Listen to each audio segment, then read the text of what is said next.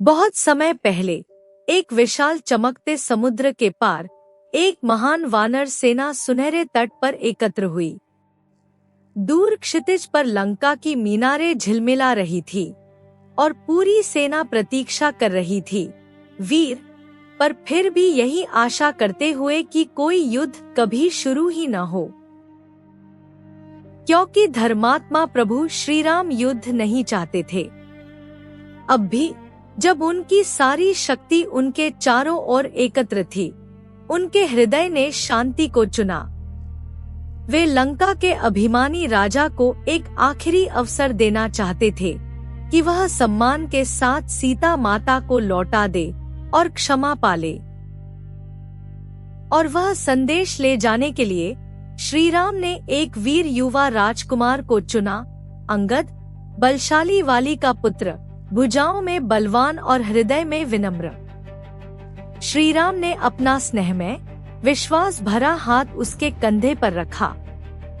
जाओ प्रिय अंगद, उन्होंने कहा, मेरे शब्द कह देना और उसे एक न्यायपूर्ण अवसर देना।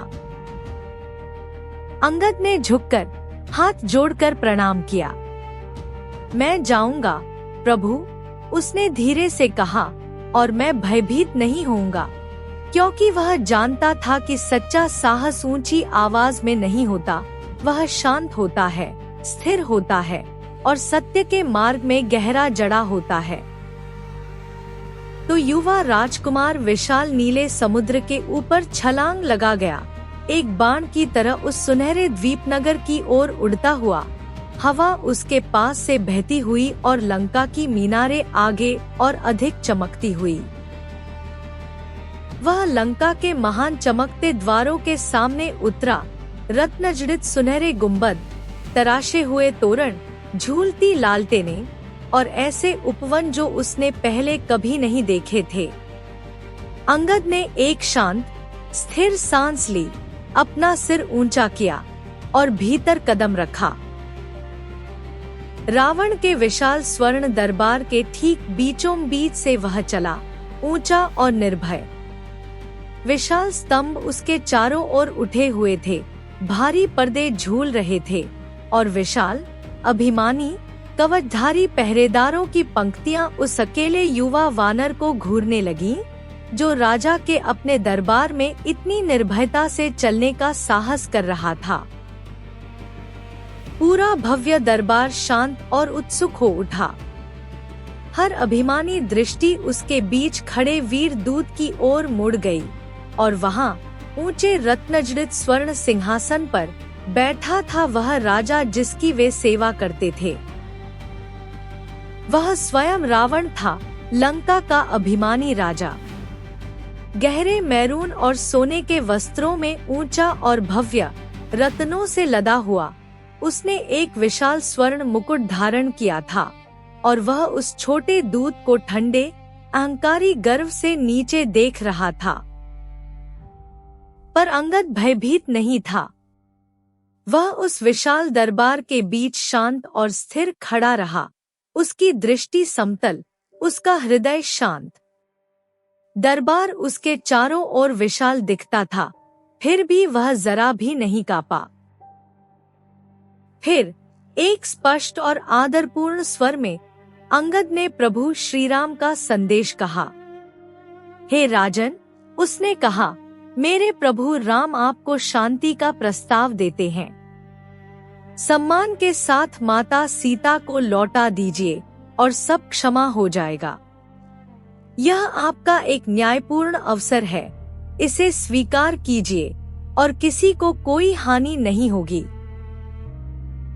पर रावण ने केवल अपना सिर पीछे झटका और एक अभिमानी, तिरस्कार भरी हंसी हंसा। क्षमा? एक भटकते राजकुमार और उसकी वानरों की सेना से उसने व्यंग्य किया। मैं किसी से नहीं डरता, नन्हे दूत, घर लौट जाओ। और उसका पूरा दरबार उसके साथ हंस पड़ा। अभिमान की एक लहर उस स्वर्ण दरबार में दौड़ गई। फिर भी अंगद विचलित नहीं हुआ। वह उनके उपहास के बीच बिल्कुल स्थिर खड़ा रहा, शांत जल के समान। महान राजन, अंगद ने धीरे से कहा, हंस लीजिए यदि आप चाहें, पर अभिमान एक भारी मुकुट है।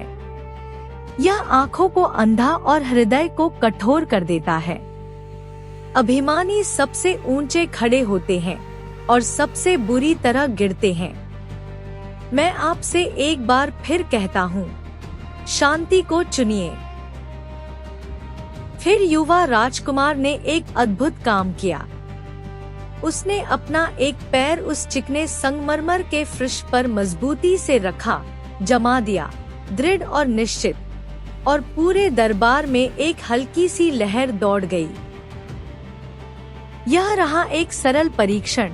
अंगद ने पूरे अभिमानी दरबार की ओर हाथ घुमाते हुए कहा, यदि इस दरबार का कोई भी योद्धा मेरे पैर को उठा दे, बस फर्श से जरा उठा दे, तो प्रभु श्री राम अपनी सेना लौटा ले जाएंगे और हम सब घर चले जाएंगे। यह मेरा वचन है। दरबार में एक फुसफुसाहट दौड़ गई। एक छोटा सा पैर उठाना? निश्चय ही, अभिमानी योद्धाओं ने सोचा, यह तो कुछ भी नहीं। एक एक करके वे आगे झुके, आजमाने को उत्सुक।